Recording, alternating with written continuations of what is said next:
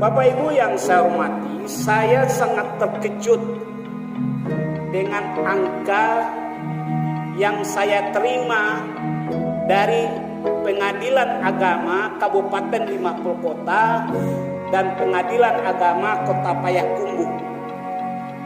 Apa yang membuat saya terkejut Bapak Ibu? Ternyata angka perceraian di Kabupaten 50 Kota setiap bulannya sangat tinggi. Saya ulangi Bapak Ibu, angka perceraian suami istri di Kabupaten 50 Kota ini setiap bulannya tinggi. Ketika saya tanya kepada penasihat perkawinannya, dia bilang, Pak Desri, angka perceraian kita baik yang di pengadilan yang ada di kabupaten maupun yang ada di Payakumbuh, karena Payakumbuh itu membidangi ada Lare, Lua, termasuk Situjuh juga. Jadi Pengadilan Agama Payakumbuh itu mengambil sebagian dari wilayah kabupaten. Rata-rata dalam satu bulan itu ada 4 perceraian suami istri. Maka bila kita hitung dalam satu bulan Bapak Ibu, 4 kali 13 kecamatan. Jadi 4 itu untuk satu kecamatan. Kalau Kabupaten 50 Kota ada 13 kecamatan, maka 4 kali 13 jumlahnya 52. Jadi ada suami istri yang bercerai sebanyak 52 pasang setiap bulannya di Kabupaten 50 Kota. Itu angka rata-rata. Tetapi dari grafiknya bisa lebih, karena dari hasil survei, penelitian dan pengalaman selama ini, angka perceraian itu meningkat setelah Hari Raya Idul Fitri. Jadi setelah Hari Raya Idul Fitri, kalau dalam satu bulan itu biasanya 4 kali, kadang-kadang sampai 10 pasang yang bercerai setelah Hari Raya Idul Fitri. Bapak Ibu yang saya hormati, kalau kita kalikan dalam 1 tahun, maka 52 dikali 12 bulan, maka jumlah yang bercerai di Kabupaten 50 Kota selama 1 tahun adalah 624 pasang suami istri. Saya ulangi Bapak Ibu, 624 pasang suami istri.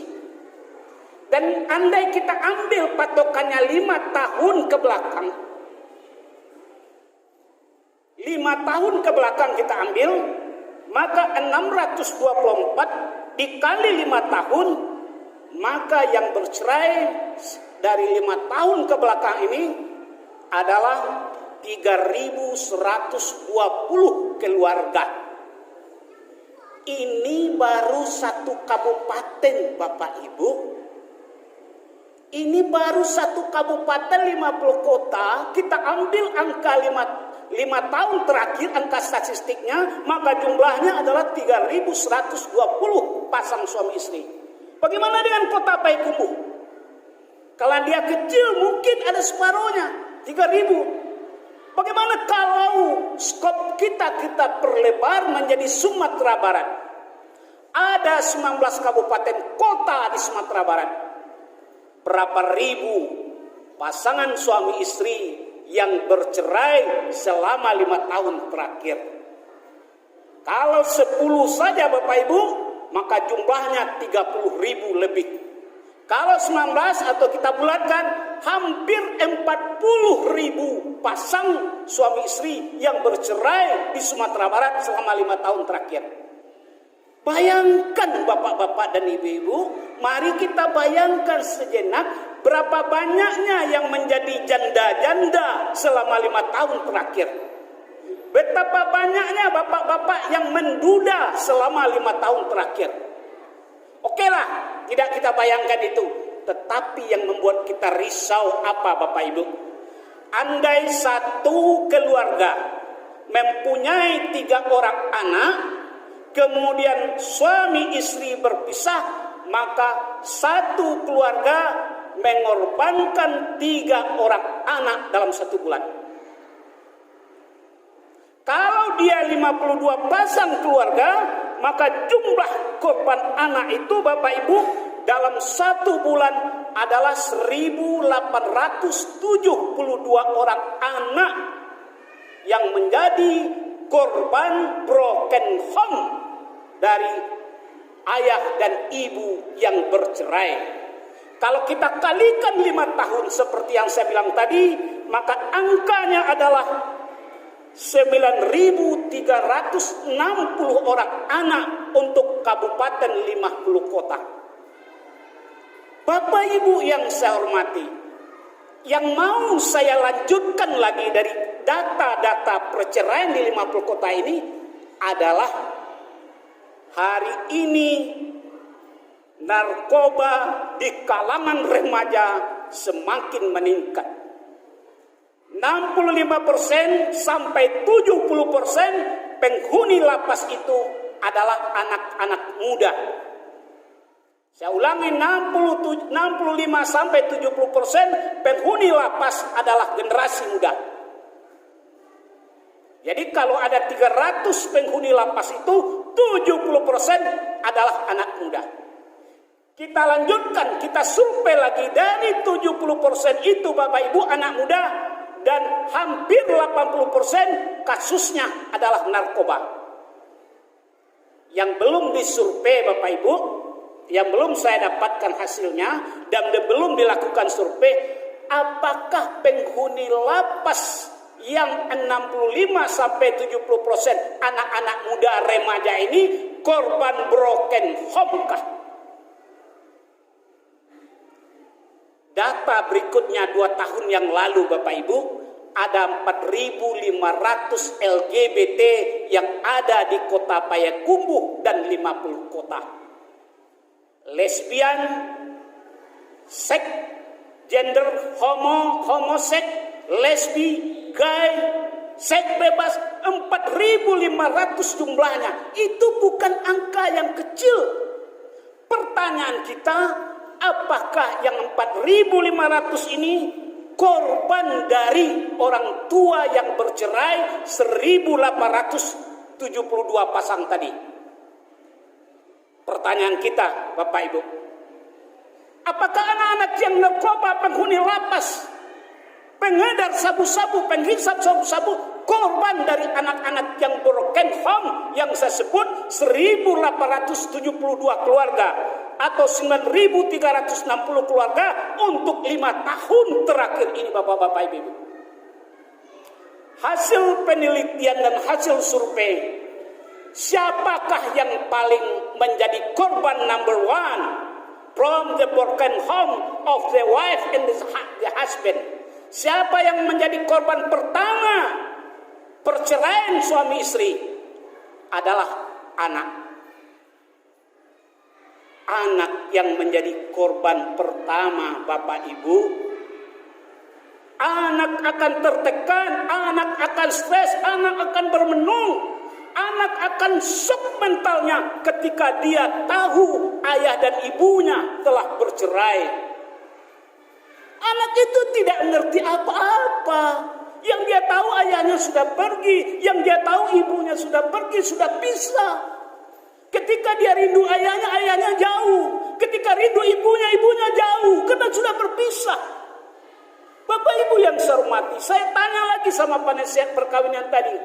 Dari jumlah ini, kasusnya siapa yang paling banyak minta cerai Pak? Terkejut lagi saya Bapak Ibu, ternyata 72% yang minta cerai hari ini adalah kaum ibu-ibu. Kaum ibu-ibu yang minta cerai hari ini 72%. Dari jumlah 360 kasus perceraian tadi, 72% ibu-ibu minta cerai. Kan aneh. Kalau dulu yang menceraikan itu banyak bapak-bapak karena mau tambah 1, tambah 2, tambah 3, mau beristri 1, beristri 2, beristri 3. Hari ini ibu-ibu yang minta cerai. Saya kejar lagi dengan pertanyaannya, golongan ibu-ibunya dari mana? Terdampar pipi saya Bapak Ibu, terdampar kening saya.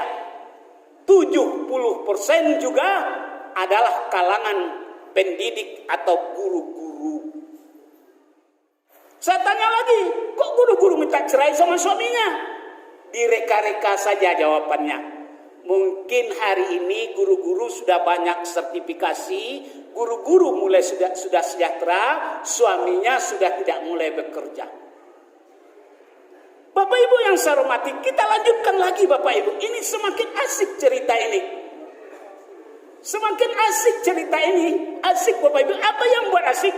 Waktu saya jadi kepala dinas pendidikan, banyak saya menyelesaikan kasus-kasus perceraian guru-guru. Rata-rata tiap bulan itu ada 5-10 pengaduan. Yang menempati peringkat pertama Bapak Ibu adalah perselingkuhan. Apakah suami yang berselingkuh atau istri yang berselingkuh? Jadi hari ini dari jumlah pasang yang kita sebut tadi, peringkat pertama penyebab perceraian adalah perselingkuhan. Bisa suami yang berselingkuh, bisa istri yang berselingkuh. Apakah ini pengaruh belajar daring? Ibu-ibu sudah semua pakai HP, bapak-bapak sudah semua pakai HP, atau ini Bapak Ibu, atau karena rumah tangga Islam hari ini sudah mulai rapuh. Rapuh imannya, rapuh agamanya, rapuh akhlaknya. Jadi ada dua kemungkinan. Apakah betul karena ekonomi? Maka saya tanya lagi guru, kenapa ibu minta cerai? Gimana lah Pak, kita punya anak 6 Pak. Lantas yang kerja cari uang itu hanya saya. Suami ibu kemana? Suami saya sakit Pak. Kenapa? Apa sakitnya? Kakinya lemah sebelah Pak. Lemah. Kenapa? Dia 3 tahun yang lalu stroke Pak. Semenjak itu saya kerja sendiri aja cari duit. Gimana kuat saya yang cari duit? Saya tanya lagi, kalau ibu sendiri tidak punya suami, apa mau suami lagi? Oh enggak Pak, saya sampai mati enggak mau punya suami lagi. Tuh kalau bekerja sendiri, mengasuh anak yang 6 apa bisa atau tidak? Mulai termenung dia. Saya nasihati ibu. Ibu kata saya, tahukah ibu, nafkah itu bukan hanya uang. Nafkah itu bukan hanya duit bu. Nafkah itu bukan hanya harta bu, kata saya. Bisa saja suami ibu menjadikan anak ibu anak soleh, bisa mengajar dia mengaji, bisa jadi imam dia di rumah, bisa jadi pemimpin dia untuk anak-anaknya, bisa berkata lemah lembut kepada anaknya, membuat anak ibu menjadi berhasil, soleh, soleha. Itu adalah harta yang paling berharga. Saya tanya sama istrinya, suami ibu sholat enggak? Sholat Pak, malah sering tahajud juga. Suami ibu sering ngaji enggak? Sering ngajar anak-anak ngaji? Sering. Di rumah bagaimana? Kami juga sering jamaah Pak. Kalau begitu, ngapain ibu bercerai? Ya itu Pak, nafkah enggak dikasih. Bapak ibu yang saya hormati, inilah kesalahan pertama dari rumah tangga. Percintaan dimulai dari ukuran materi. Rumah tangga didasari materi. Perkawinan didasari dengan materi. Saya sering mendengar dari teman-teman saya hari ini Bapak Ibu, kalau anaknya nikah, mau hajatan, mau pesta perkawinan, yang dia bilang itu, oh menantu saya kerja di bank, menantu saya kerja di perusahaan, menantu saya sudah bisa mandiri, gaji sekian, punya ini. Itu yang dia ceritakan Bapak Ibu. Tidak dia ceritakan, oh menantu saya sholatnya hebat, menantu saya habis 3 juz, 5 juz, menantu saya sering jadi azan di masjid, menantu saya sering jadi imam. Tidak itu yang dia tanya. Di mana kerja menantunya? Di mana kerja calon menantunya? Oh dia di swasta di Pekanbaru Pak. Dia direktur di sini, masih muda dia tuh. Ya Pak, dia jenius. IP-nya saja dulu 3,90. Kalau dasar hari ini orang tua mencari menantu karena jabatan, karena harta, karena pangkat, inilah akibatnya. Ketika materi tidak ada, jabatan tidak ada, uang tidak ada, lunturlah rumah tangga. Tetapi kalau dasarnya keimanan Bapak Ibu, dasarnya keislaman, dasarnya akhlak, dasarnya moral. Jangankan lemah sebelah, lumpuh pun suaminya, dia tidak akan mau meninggalkan.